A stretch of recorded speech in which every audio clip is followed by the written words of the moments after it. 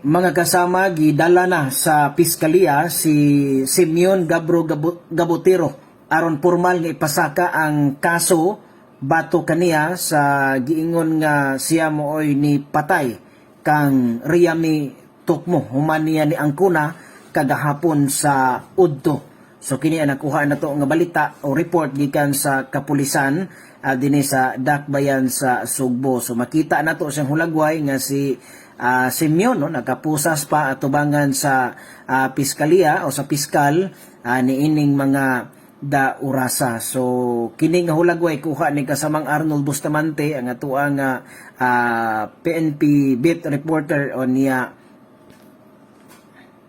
atangi ang dugang kalambuan niini diri sa atuang page o niingon man usab sa DYHP RMN Cebu kung unsay motibo ni Simeon nganong yang gipatay si Riami Tukmo.